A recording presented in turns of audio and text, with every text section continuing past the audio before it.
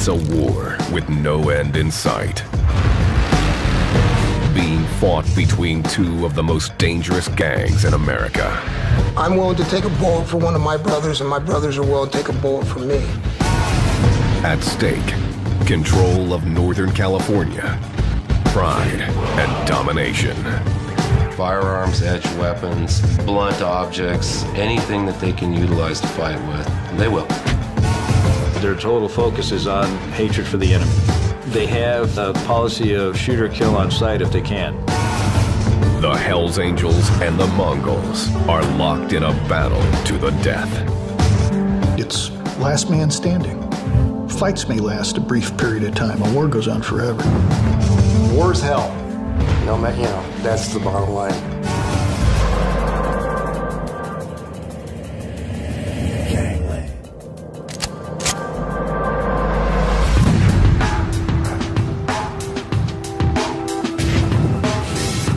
San Francisco, California. The city by the bay was the site of the counterculture revolution of the 60s and is home to the Golden Gate Bridge. San Francisco is known for its kind of rough and tumble Barbary Coast past, and there's still a lot of that wildness, but it's also a big tourist city. Today, this ever-changing city has become something else. San Francisco is the latest front in a long-running battle between two of the most brutal outlaw biker gangs in the world. The willingness of each gang, the Hells Angels and the Mongols, to use violence for control is one of the things that characterizes those gangs as criminal street gangs. There's only one goal in this war. Kill each other. However often they can get the chance. Doesn't matter where it is. Doesn't matter if it's at Disneyland in the middle of summer with school out and 50 or 60 busloads of kids there. When they happen to run into each other at a roadside rest area or a restaurant or a bar, it's like mixing oil and water. The fights are erupting not just in San Francisco, but across California. The Hells Angels control the northern part of the state, the Mongols the southern region.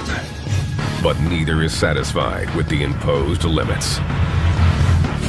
Traditionally, San Francisco has been Hells Angel country. I mean, this is their turf. And once the Mongols come up from down south and they come in here, it's a slap in the face to the Hells Angels. The result is a mounting list of casualties. Jorge Gil Blanco is a gang expert with Western States Information Network.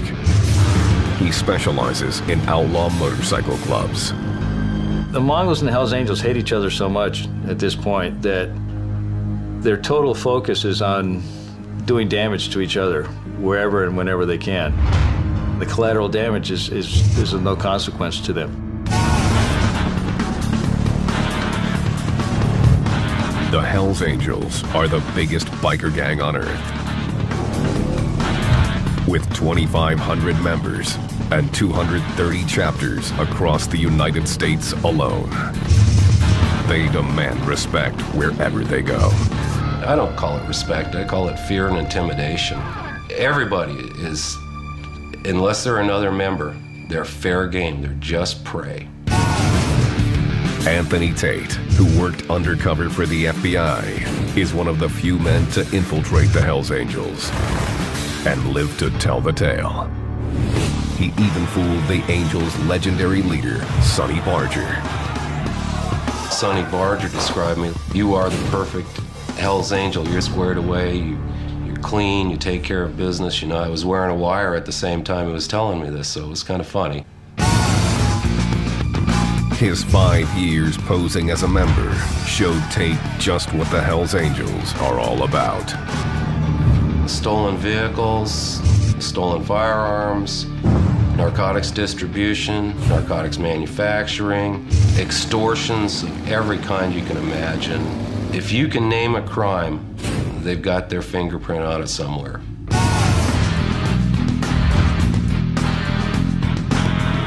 The Mongols are the Angels' biggest rival. and their cutthroat attitude makes them a dangerous enemy. To let you know that a Mongol will always win. A Mongol will always come out on top. You know, if I'm down, I'm gonna get up and keep coming at you until I can't do it anymore. The Mongols are smaller in number. With just 500 members and about 12 chapters in the U.S., they're outnumbered by 5 to 1 when compared to the Angels. I love to kick ass. I'll come at you with a smile, but I will fight you just because it's cloudy outside. You know what I mean? That's what I like to do. When a club is in a war, you're going to do whatever it takes to protect your family and your friends and your brothers. If you see each other in bars, you know, the shit's still on. Roger Penny is a veteran Mongol and the gang's former national president.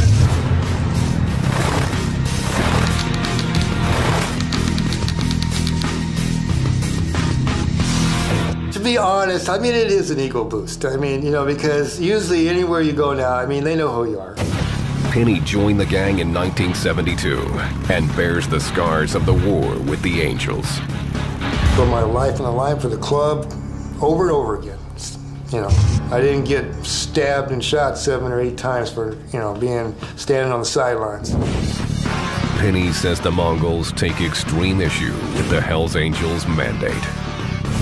If I want to ride a bike and I want to put on a patch, I'm not going to have somebody tell me where I can ride and where I can, or where I'm going to go. You know what I mean? The fight between the gangs has lasted 30 years, with a dozen confirmed deaths and countless shootings. We're at war. I mean, basically, everybody knows that, and that's what's going to happen. But when you're at war, that's just the price you pay. September 2nd, 2008. The Dirty Thieves Bar in San Francisco's Mission District. An unknown Mongol entered the bar wearing his colors.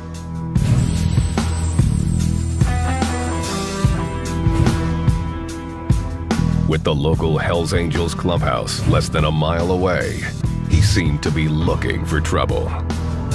I don't know if he was in that bar that night to kind of test the waters of expanding the Mongols' territory in San Francisco, or if he was just there for a drink. 10:30 p.m. A group of Hells Angels arrived to take care of business. Taking care of business, it could be anything from killing somebody and burying them, or, you know, killing somebody and dumping their body. Mark Papa Guardado, the Angels' San Francisco chapter president, was among them. Papa had a reputation for brutality, and he wasn't about to put up with an enemy in the heart of Hells Angels territory. There was some sort of conflict between him and Mark Guardado, and they went out into the street. They had a little bit of a wrestling match. The Mongols stabbed Guardado 4 times, then pulled out a gun. Witnesses said that they saw the fight, they saw them kind of grapple. Suddenly, shots rang out. Mark Guardado was hit in the head and chest. He fell face down in the street.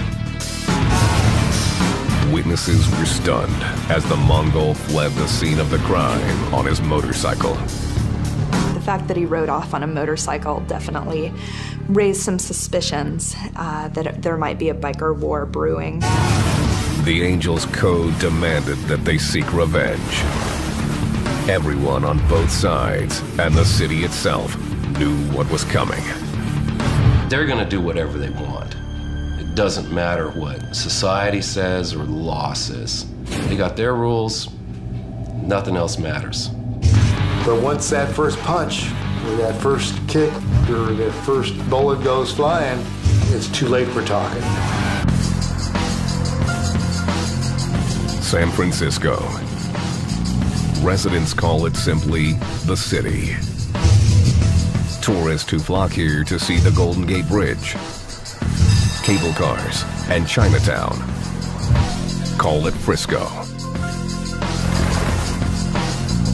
It's also the front line of a brutal gang war between the Hells Angels and the Mongols Motorcycle Club.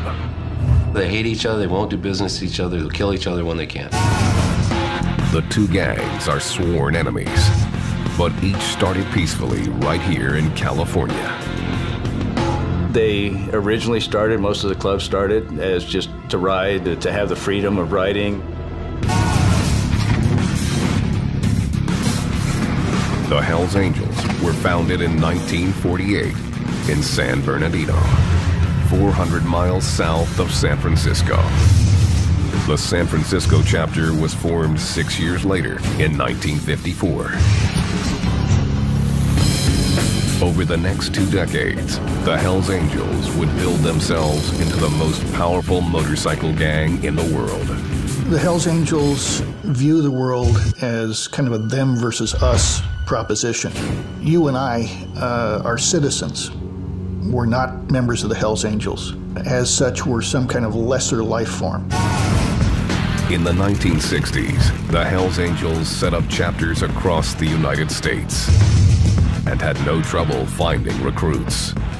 There is a big attraction there. There's the drug attraction, there's the violence, there's the women, and it's pretty much the attitude that we can do whatever we want, whenever we want, and get away with it. And nobody can stop us. The Angels were a force, making money by dealing drugs and defending their turf by any means necessary. But they would soon be challenged. In the 1970s, the Mongols Motorcycle Club roared to life in Montebello, California, taking its name from Genghis Khan's ancient warriors. It was a tight-knit group of ex-veterans and friends. They got together and they designed a patch, and they went from there. Roger Pinney joined the gang after a tour of duty in Vietnam. When I came back from Vietnam, I had this thing that I couldn't cure. It was like a rush for excitement, because I just went through a war, for God's sakes, and you just live on the edge, so to speak. The open road, outlaw image, and partying drew him in. Riding with the Mongol horde made him stay. You can imagine being in this long, stretching highway with hundreds of bikes and the roar of engines, and everybody's with you. We're all the same group. We're all Mongols. By 1973, the former platoon leader, Pinney, had risen to the rank of Los Angeles chapter president. The Mongols began expanding their territory in California and trying to grow their drug business. They're involved in the illegal drug trade in the sense from anything from small amounts of either methamphetamine, marijuana, dealing to pound dealing, kilo dealing quantities. The Hells Angels noticed, especially when the Mongols modified their colors. The patch that they wear on their back can be referred to as a patch or a set of colors, and this is sacred to them. The patch is split into 3 pieces with the gang's name on top, their logo in the middle, and their location on the bottom. This bottom rocker marks their territory.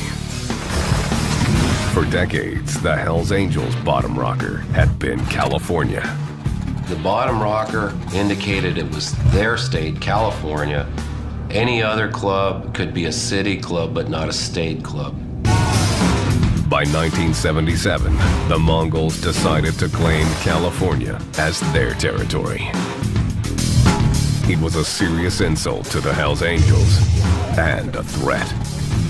It was territorial. They felt they flew California, it was theirs, period. To them, it was probably the same as flying Hells Angel top rocker. The Hells Angels ordered the Mongols to remove the patch, but the Mongols weren't about to take orders from anyone. It was which way we were going to go and how the club, are we going to take this and become a family club, you know, and are we going to stand up to the plate, you know? The gang put it to a vote. The results weren't surprising. The Mongols basically decided that, you know, we don't care what the Hells Angels have to say, we don't care what anybody else has to say, we're going to do what we're going to do. We didn't realize what we were biting off, to be honest with you. But, we did it. The decision led to the first blows in this war. September 5th, 1977. Escondido, California. 2 Mongols members, Raymond Jingle Smith and Emerson Redbeard Morris, were headed home with their girlfriends in tow. The trip would put them on the Hells Angels' radar, and everyone knew tensions were high. Redbeards and Jingle asked, should we fly back, brother? 2 San Diego Hells Angels driving in a car came up behind the Mongols, pulled out machine guns, and opened fire.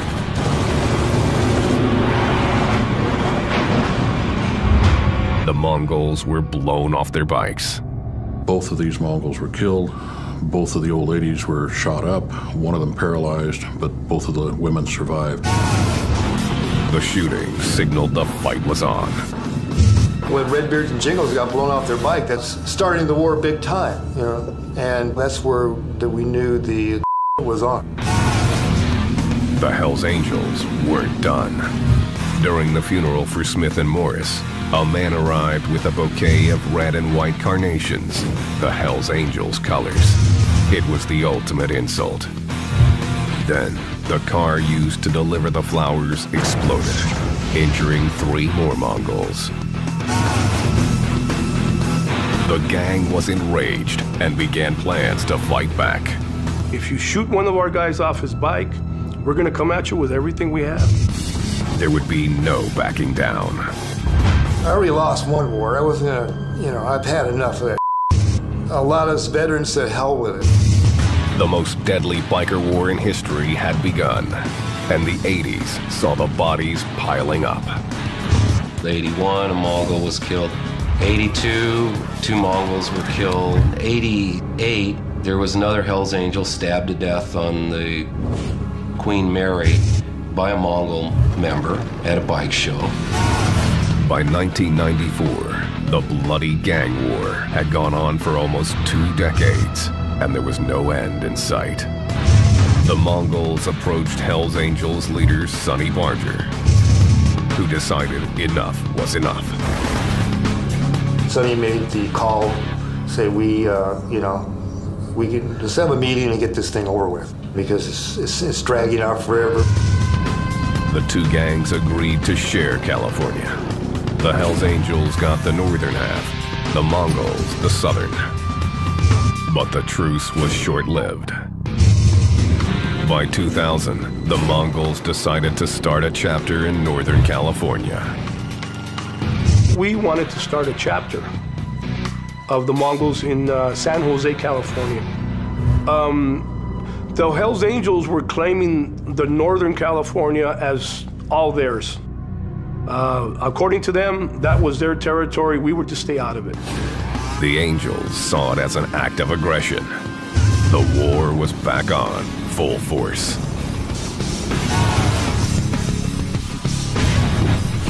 April 27th, 2002. Laughlin, Nevada. 10,000 bikers, including Mongols and Hells Angels, gathered for the annual Laughlin River Run. The Mongols were in Harris Casino drinking. 2 a.m. Roger Pinney was at the bar when some Hells Angels started heading their way. After this many years, I just felt something was wrong. They were there to take care of business, either fight, do whatever they had to do to take care of the Mongols. Pinney approached the 2 Angels. We kind of walked off by ourselves, and I said, we need to, there's a problem. What's the problem? Well, we can talk about this, but we need to defuse this bomb before it explodes. Roger Penny, you can see him on the video, actually walks up, puts his hand on the shoulder of one of the Hells Angels and starts talking to, trying to defuse the situation, trying to calm it down. Suddenly, one Hells Angel kicked a Mongol in the chest, setting off a vicious fight. It's like domino effect. The first punch, the first shot, the first stab, whatever. Penny was trying to help a fellow Mongol when a Hells Angel came up behind him and pulled a knife. So I grabbed the HA to pull him off my brother, and that's when I was stabbed 3 times. I felt the knives going in and twisting in my back, or my right, and twisting, because he wanted to kill me. And at that point, that's when the bullets started flying. Penny managed to escape from his attacker. A fellow Mongol helped him out the back door and into a cab. When the battle ended, a Mongol and 2 Hells Angels lay dead. I found out later that the 2 HA that I was talking to were dead. The bloodshed escalated the war. I don't give any, but I certainly don't take any. You want to disrespect me, and I'm going to do what I need to gain my respect. The problem was the tension was building, and it was like a firecracker ready to happen. In San Francisco, the world's largest outlaw motorcycle gang, the Hells Angels, are locked in a turf war with their hated enemies, the Mongols Motorcycle Club.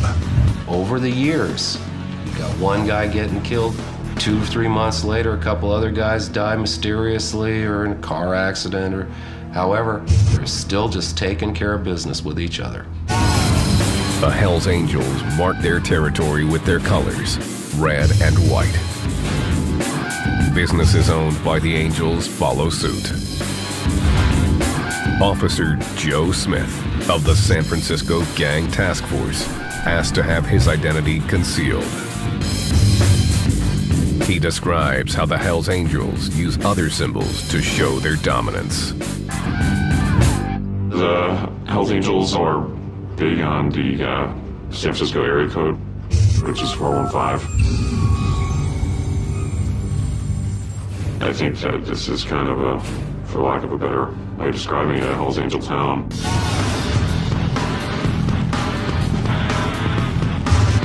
Anthony Tate, who worked undercover for the FBI, spent 5 years posing as a Hells Angel. I never had to kill anyone.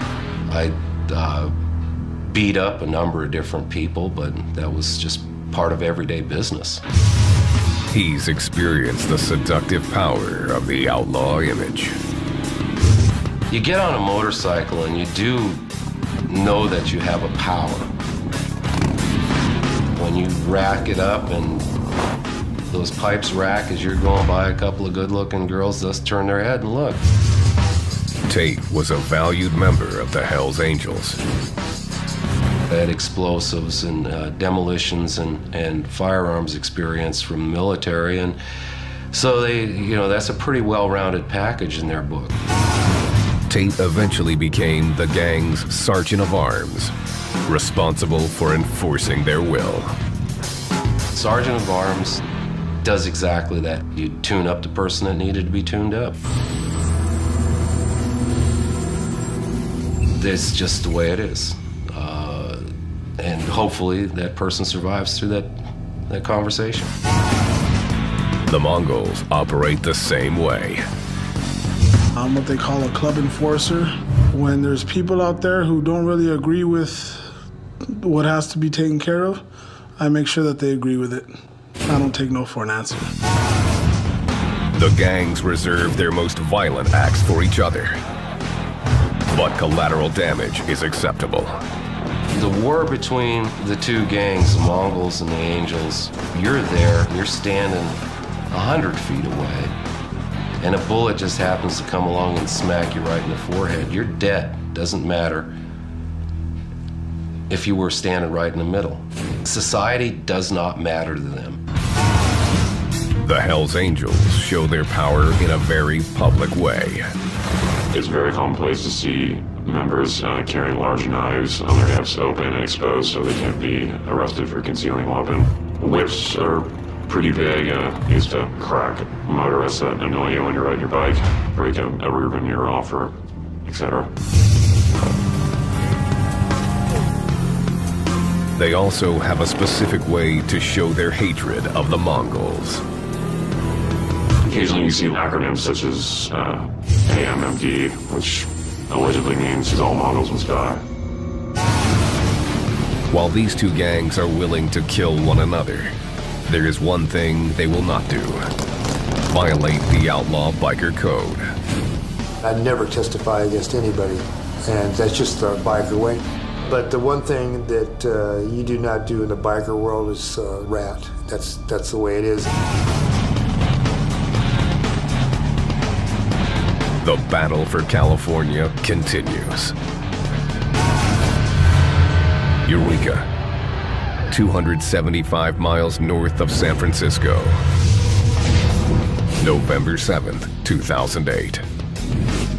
Hell's Angel Robert Thompson was fresh from prison after being acquitted of the murder of 2 young girls. He went to a local bar just before midnight. My understanding is that he was there to basically show the colors, try to make some inroads in Eureka for the Hells Angels, because it was kind of uncharted territory. There's nobody that really controls that particular area at this point.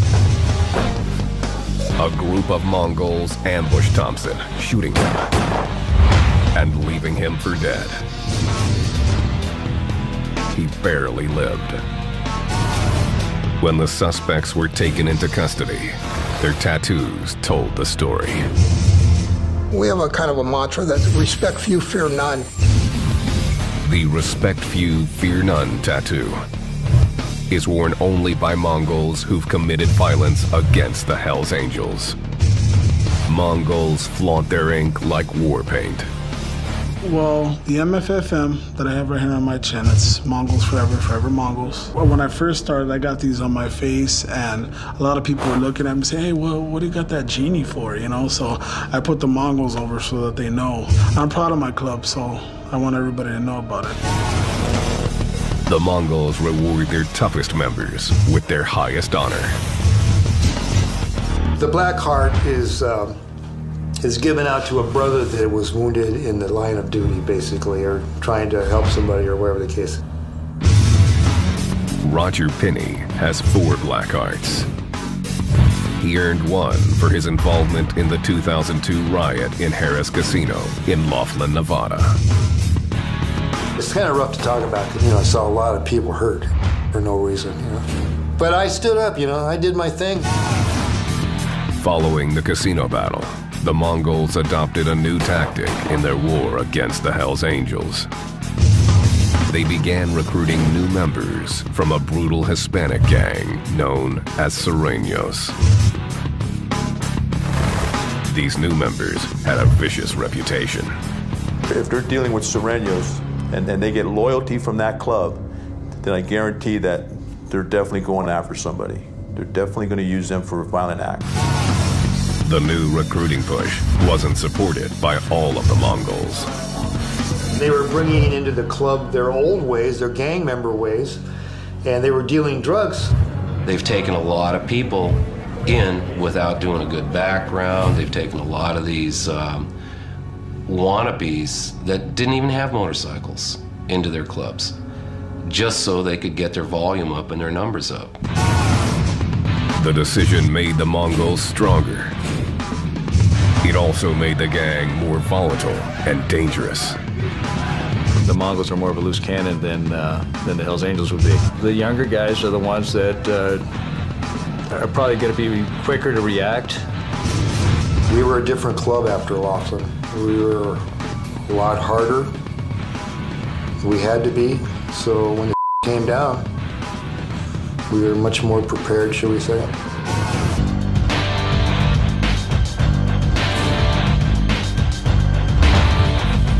San Francisco. The city by the bay is the scene of a brutal turf war being waged by 2 outlaw motorcycle gangs, the Mongols and Hell's Angels. We're at war. People look at this program like Young Hell's Angels, One Young Mongols, and say, oh, you know, who cares? We'll kill them all. The Mongols, who are outnumbered by the Angels 5-1, began recruiting from a brutal gang, the Sureños, to help them in their fight. As a Mongol, we always try to be on the defensive. I mean, when you have that many people, you know, things happen. I mean, you can't, it's hard to control every incident. Since then, the Mongols have begun to expand their reach into Angels territory. The minute the Mongols come into San Francisco, they'll be detected because the communication system is very good in San Francisco, and if they're floating through, they're definitely where they're not supposed to be.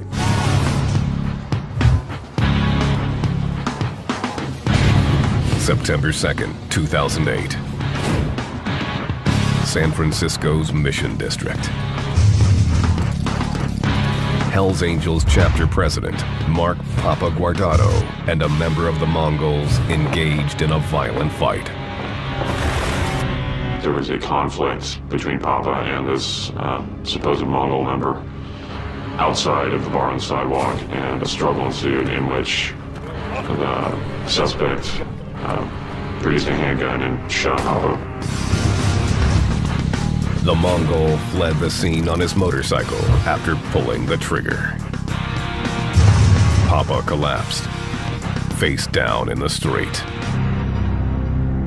The paramedics had cut off his shirt, and you could see the big Frisco tattoo on his side.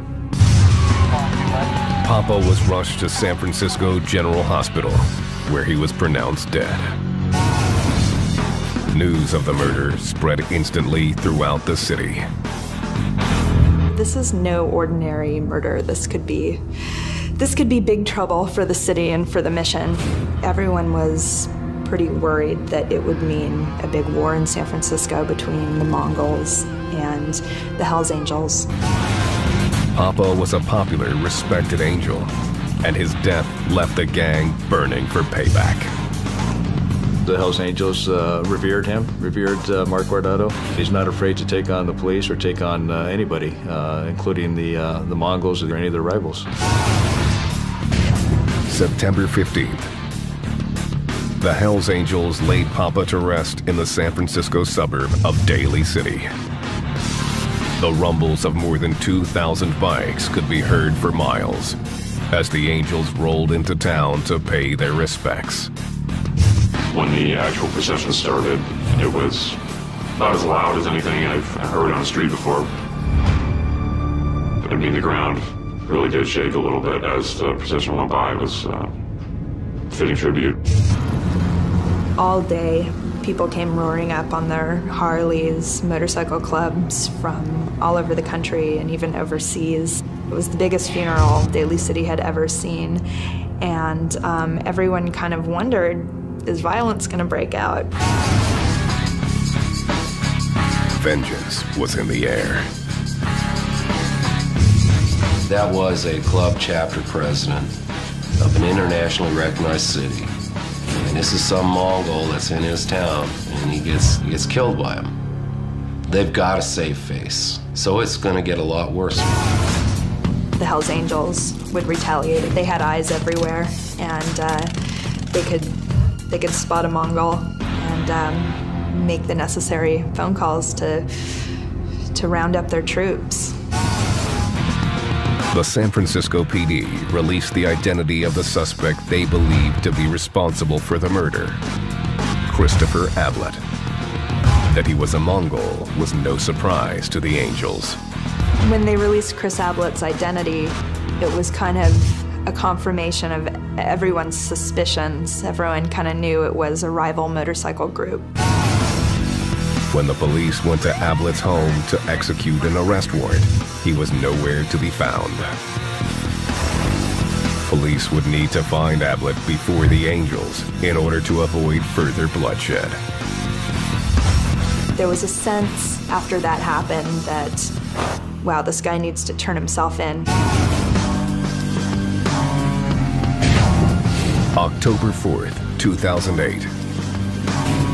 Ablett surprised everyone by walking into a police station in Bartlesville, Oklahoma, more than 1,700 miles away from San Francisco. He had been a fugitive for a month. He just walked into a police station and said, you know, I think people might be looking for me. And indeed they were. Ablett was turned over to the SFPD and pled not guilty to murder. But the case is ongoing. And the fear of reprisals remains high. The killing of the San Francisco president will add a lot of fuel to the fire. It will exacerbate the situation tenfold. The more exchange of, killing each other is just going to prolong the ongoing war. It's last man standing.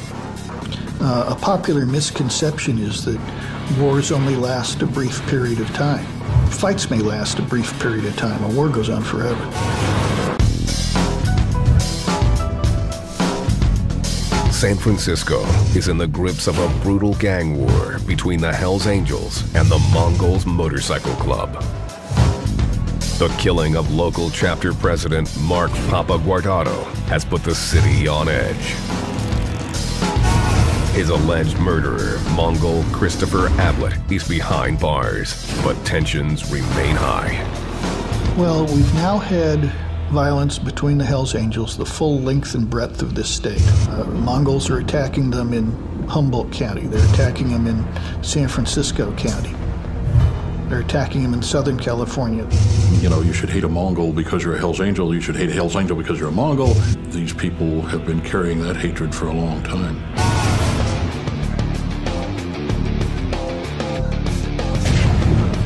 December 20th, 2008. Las Vegas, Nevada. The Special Memory Wedding Chapel. Members of the Mongols and Hells Angels unexpectedly ran into one another. One of the prospects from the Hells Angels was getting married. So you had numerous members of the Hells Angels present. And you have the wedding that's scheduled right after it, perchance, is a Mongol. The Hells Angels and the Mongols spotted each other,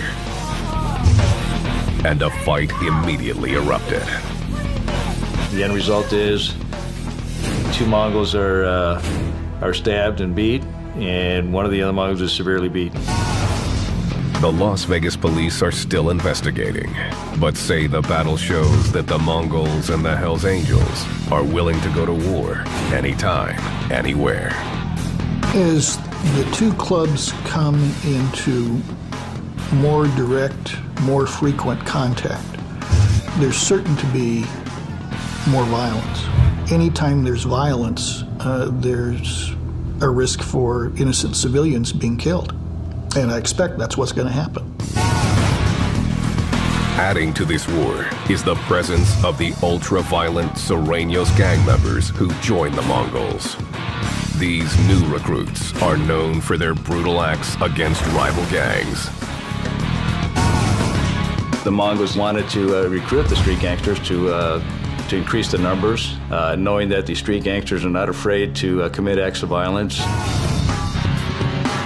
The vicious tendencies of the Mongols' new members could escalate the war with the Angels even further. If they work with another gang, I'm sure they got also ulterior motives to be working with that gang. And if they're tied up with the Mongols, I guarantee they will do any violent act necessary to achieve their goals. The potential for serious violence has drawn major attention from law enforcement. So far, the Mongols have felt the heat much more severely.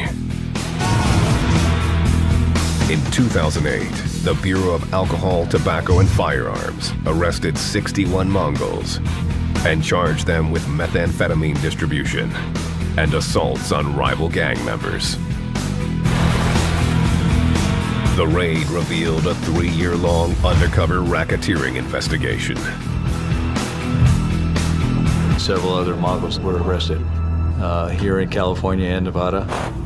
Large amount of cash was seized, weapons were seized, over 50 motorcycles seized. The news only got worse for the Mongols when a federal judge granted an injunction against the gang. If a member of the Mongols wears his patch in public, law enforcement are allowed to seize his vest. It's a major blow to this fierce motorcycle club. We're going to kill ourselves off. We're going to kill the clubs off. Right now, they got indictments. The Mongols can't fly their patches. Well, you don't think that's going to stop with us? If they get this through, they're going to go against all the clubs, and we're going to wind up destroying everything. That's a big thing because the colors is what they live for. That's their identity. That's who they are. And they're not going to be so intimidating walking around with a Mongol's belt buckle as opposed to a Mongol's patch. The authorities are also targeting the Angels. Anthony Tate left his FBI undercover assignment inside the gang and has testified against them.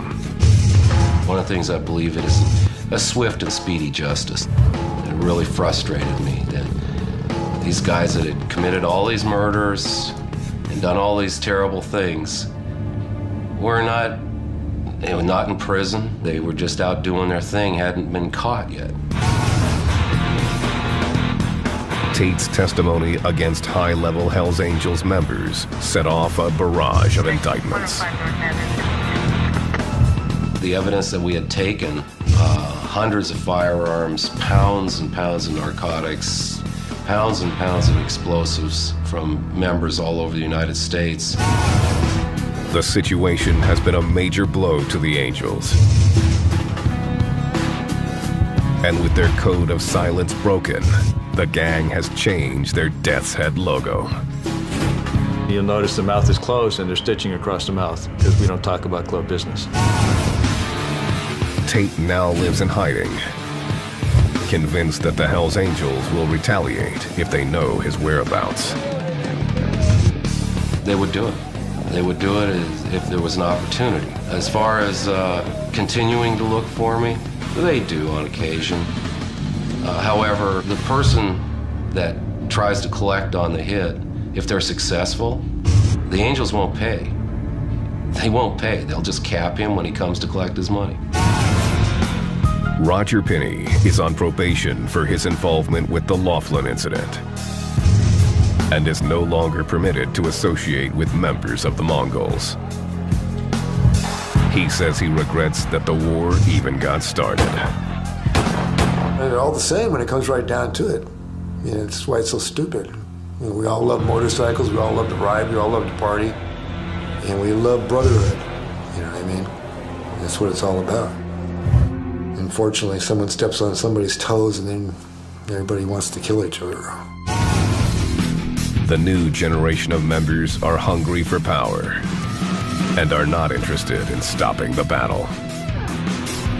Most of the younger members have no clue as to what started the war. I don't think they know as to why they're really fighting each other, and that's what's expected of them. They're expected to hate the enemy. I will give my life for this club. You know, don't get it twisted. Anybody out there watching this, if I can die so the club name can move on, I'll do that.